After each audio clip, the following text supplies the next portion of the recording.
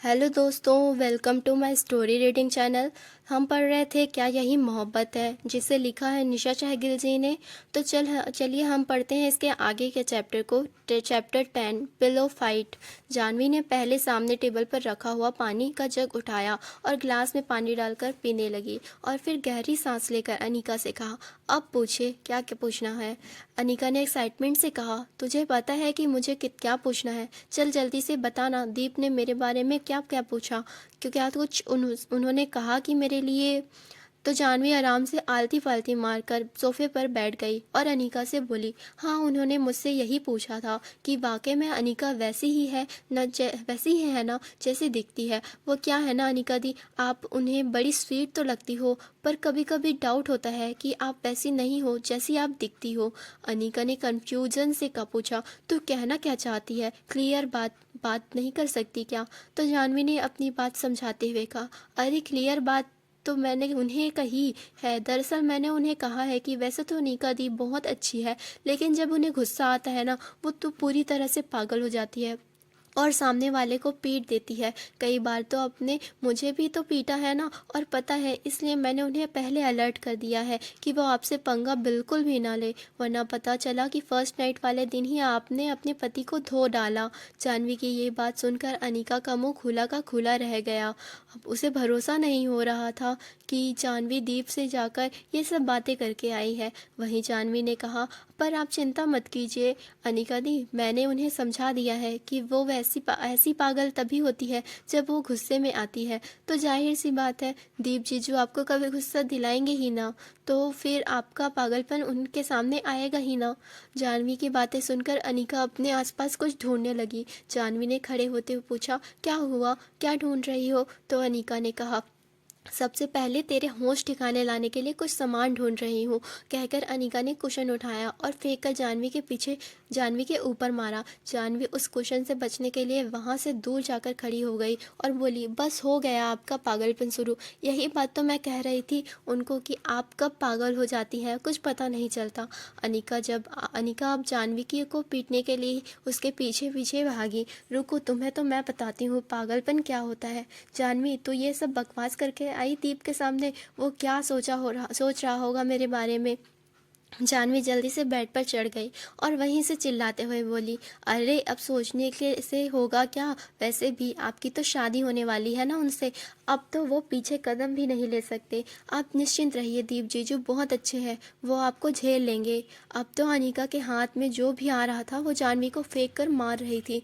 जानवी, मैं तुझे छोड़ूंगी नहीं, मैंने तुझे ये सब बकवास करने के लिए नहीं भेजा था वहाँ पर। वहीं जानवी का तो हंस हंस कर बुरा हाल था। उसने जल्दी से टेबल पर रखा हुआ अनीका का फ़ोन उठाया और उसे हवा में लहराते हुए कहा, रुकिए, मैं अभी दीप जीजू को लाइव टेलीकास्ट दिखाती हूँ कि मैंने उनसे जो कुछ भी कहा था झूठ नहीं कहा था।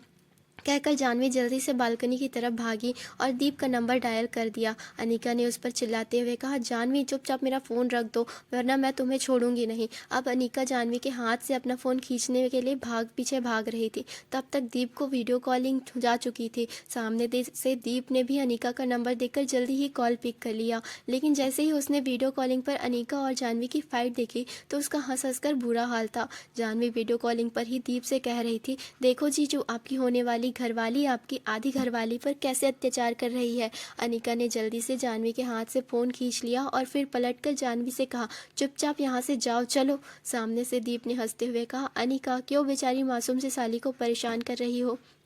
तो अनीका ने दीप से कहा, तुम्हें नहीं पता दीप, ये मुझे बहुत ज़्यादा परेशान करती है और वाकई में पीटने का काम करती है। क्या क्या बकवास की इसने तुमसे मेरे बारे में। तो दीप ने कहा, इसने तो मुझे ऐसा कुछ भी नहीं कहा, हाँ ये ज़रूर कहा कि तुम मुझे बड़ा मिस कर रही हो। दीप की बात सुनकर अनीका थोड़ा शर्मा गई। वहीं जानवी जो पीछे खड़ी थी उसने अनीका के कंधे पर सिर रखा और दीप से कहा, जीजू जल्दी से मिलने आ जाइए मेरी दी से, आपको नहीं पता ये आपको इतना मिस कर रही है, इन्होंने मेरी जान खा रखी है, बार बार मुझसे यही पूछ रही है कि आपने उनके बारे में क्या पूछा, क्या क्या कहा। अनीका ने सिर टेढ़ा करके जानवी की तरफ देखा और उसे झूठा डालते हुए कहा, अब तुम यहाँ से जा रही हो कि नहीं, वरना तुम्हारी शिकायत दादी से कर दूंगी। जानवी हंसते हुए बोली, ठीक है बाबा, जा रही हूँ, कर लो अपने होने वाले घर वाले से जितनी बातें करनी है। फिर दीप को की तरफ देखते हुए कहा, ठीक है जीजू, अभी तो मैं जाती हूँ, फिर बाद में मिलते हैं, ओके बाय। कहकर जानवी जल्दी से वहाँ से भाग गई। वहीं अनिका वहीं रखे झूले पर बैठकर दीप से बातें करने लगी। नीचे हॉल में ही दोनों दादी मालती जी और गंगा जी के चारों ही बैठी कोई बात कर रही थी। जानवी की दादी ने अनिका की दादी से कहा, अरे जमुना, वो सावित्री का पोता भी यहाँ पहुँच चुका है। सावित्री का फ़ोन आया था। अब जल्दी से ये सोचो कि मैं अपनी पोती को और उसके पोते को कैसे मिलवाऊँ, क्योंकि अगर मैंने जानवी से डायरेक्ट उससे मिलने के लिए कहा ना तो वह पक्का मना कर देगी। जमुना दादी ने कहा, अरे चिंता क्यों कर रही है इमली, मैं हूं ना। फिर मालती जी ने कहा, मालती, आज रात के खाने पर वो सब तो आने ही वाले हैं ना। मालती जी ने कहा, जी माँ जी, आज का खाना सभी लोग यहीं खाने वाले हैं। तो जमुना दादी ने कहा, एक काम कर, तू जानवी को भेज दे वहाँ पर ये बात कहने के लिए कि क्या पता इस बहाने से उसकी मुलाकात सावित्री के पोते से हो जाए। जमुना दादी की ये बात गंगा जी और इमली दादी दोनों को ही पसंद आई। इमली दादी ने मुस्कुराते हुए कहा, तेरा ये आइडिया तो बहुत अच्छा है। इससे जानवी को ये भी शक नहीं लगेगा कि हम उसे किसी लड़के से मिलवाने के लिए भेज रहे हैं, और इत्तेफाकन दोनों की मुलाकात भी हो जाएगी। तभी गंगा जी ने इमली दादी को कुछ इशारा किया तो उन्होंने गंगा जी के किए इशारे की तरफ देखा तो सामने सीढ़ियों से जानवी नीचे आ रही थी। इमली दादी ने जानवी को आवाज़ देते हुए कहा, अरे जानवी, इधर आ, मेरी बात तो सुन। जानवी अपनी अपनी ही धुन में सीढ़ियों उतर रही थी। उसने हॉल में बैठी हुई अपनी दादी की तरफ देखा, फिर सीढ़ियों से उतरकर वो उसके पास आते हुए बोली, बोलिए दादी, क्या काम है। तो जमुना दादी ने कहा, अरे जानवी बिटिया, एक काम करो, जल्दी जाकर रमाई जी के परिवार वालों को आज रात के खाने में की कहकर आओ। उनका आज आपका खाना यहीं पर ही होगा हमारे साथ। जमुना दादी की बात सुनकर जानवी एकदम से खुश हो गई कि उससे एक बार फिर अपने जीजू से मिलने का मौका मिलेगा। सुबह तो वो अच्छी तरह से उनसे बात भी नहीं कर पाई थी क्योंकि उसे बच्चों के साथ जाना था। जानवी ने खुश होते हुए कहा, हाँ दादी, मैं अभी जाकर उन्हें कह कर आती हूँ। कहकर जानवी जैसे ही वहाँ से जाने लगी, गंगा जी ने उसे रोकते हुए कहा, अरे जानवी, पहले मेरी बात तो सुनो। अपनी माँ की आवाज़ सुनकर जानवी ने पलटकर उसकी तरफ देखा तो गंगा जी जानवी के पास आते हुए उसे ऊपर से नीचे तक देखते हुए बोली, तुम्हारे कपड़ों का क्या हाल हो रहा है जानवी, पहले तो जाकर चेंज करो। कहाँ गई थी तुम। तो जानवी को याद आया कि वो बच्चों के साथ खेतों वाली साइड गई थी, शायद इसी वजह से उसके कपड़े भी खराब हो गए थे। इस चक्कर में उसने इस बारे में ध्यान ही नहीं दिया। तो जानवी ने अपने सर को टैप करते हुए कहा, अरे ओ माँ, मैं तो भूल ही गई। अच्छा, मैं वहाँ से वापस आकर कपड़े चेंज कर लूँगी। कहकर जानवी जैसे ही जाने लगी, गंगा जी ने उसका हाथ पकड़कर उसे रोका और कहा, नहीं, अभी जाकर चेंज करो, वरना वो लोग क्या सोचेंगे कि ये लड़की इतनी छल्ली सी बनी क्यों घूमती है। जानवी के मुंह बनाते हुए गंगा जी की तरफ से और फिर कपड़े चेंज करने के लिए वापस अपने रूम की तरफ चली गई। कुछ ही देर में जानवी कपड़े चेंज करके वापस नीचे आई और इस वक्त उसने ऑफ वाइट कलर का पटियाला सूट और गले में मल्टी कलर का दुपट्टा डाला हुआ था और अपने बालों की चोटी करके उसे एक साइड कंधे पर आगे की ओर तरफ किया हुआ था। कानों में छोटी छोटी झुमकियाँ, माथे पर एक छोटी सी काली रंग की बिंदी और होठों पर लिप ग्लॉस लगाया और आंखों में पतला सा काजल और नाक में नोज रिंग। इस सादगी भरे लुक में भी जानवी बहुत ही प्यारी लग रही थी और वाकई में वो बहुत प्यारी भी थी। अगर कोई भी उससे एक नज़र देख लेता तो उसे भूल नहीं पाता और उसकी बात, उसका वो चुलबुलापन उसकी खूबसूरती में चांद लगा देता था। दूसरी तरफ हवेली में दीप सोफे पर बैठा हुआ अपना फ़ोन चला रहा था। दीप ने इस वक्त डार्क ग्रीन कलर की शर्ट और ब्लैक कलर की पैंट पहनी हुई थी और अपने स्लीव को फोल्ड किए हुआ वो भी दिखने में काफ़ी हैंडसम था। दरअसल वो अपने फ़ोन में अनिका के साथ चैटिंग कर रहा था। तभी इस रूम में के वॉशरूम का डोर ओपन हुआ और वंश अपनी कमर पर एक वाइट टॉवल लपेटा हुआ और दूसरे हाथ में पड़ी टॉवल से अपने गीले बालों को सुखाते हुए वॉशरूम से बाहर आया।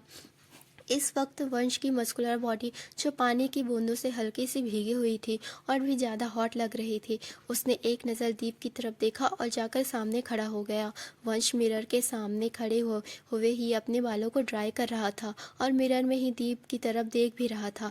उसने दीप की तरफ देखते हुए कहा, तुम लोग खाना खाना भी खाते हो या चैटिंग चैटिंग से ही पेट भर लेते हो? क्योंकि जब भी मैं तुम्हें देखता हूँ कि तुम अनिका के साथ चैटिंग करने में बिजी होते हो। दीप ने एक नज़र उठाकर वंश की तरफ देखा जो मिरर से उसे ही देख रहा था। दीप ने गहरी सांस लेते हुए कहा, ये प्यार चीज़ ऐसी ही होती है वंश, कि खाना पीना सब भुला देती है। तुम्हें जब होगा ना तब पता चल जाएगा कि जब प्यार होता है तब खाने की नहीं, एक दूसरे की बात करने की भूख ज़्यादा होती है। वंश ने अपनी आई रोल करते हुए कहा, मुझे ऐसी बेवकूफ़ी भरी बातों में पड़ना ही नहीं है, और पूरी दुनिया में ऐसी कोई लड़की नहीं बनी है जिससे वंश सिंघानिया को कभी प्यार होगा। वंश की बात सुनकर दीप ने हंसते हुए कहा, ये इन बातों के दावे किसी वक्त मैं भी करता था। वंश, याद है ना कॉलेज टाइम में मैं भी अपनी गर्लफ्रेंड तक नहीं बनाई थी, क्योंकि मुझे भी इन सब बातों में कोई इंटरेस्ट नहीं था। लेकिन जब से मैं अनिका से मिला तब से बस उसी का होकर रह गया हूँ। और तो तुम्हारी भी लाइफ में कोई ना कोई ऐसी एक लड़की की एंट्री तो ज़रूर होगी जिससे तुम्हें प्यार ज़रूर होगा। तब तुम्हारी हालत भी मेरी जैसी ही होगी। उससे मिले बिना तुम रह नहीं पाओगे, बात किए बिना रह नहीं पाओगे, उसके बारे में सोचे बिना रह नहीं पाओगे, सोते जागते वक्त उसी के ख्यालों में रहोगे। वंश ने दीप की बातों को हंसी में उड़ाते हुए कहा, और मैं चाहूँगा वो दिन मेरी लाइफ में कभी ना आए। कहकर वंश ने ड्रायर को वापस टेबल पर रखा और चेंज करने के लिए चेंजिंग रूम में की तरफ बढ़ गया। वहीं दीप ने खोए हुए अंदाज में कहा, इश्क पर किसी का जोर नहीं होता वंश, जब ये होता है तो सिर चढ़कर बोलता है, और इश्क करने के लिए किसी तरह की प्लानिंग की ज़रूरत नहीं होती, ये तो बस हो जाता है।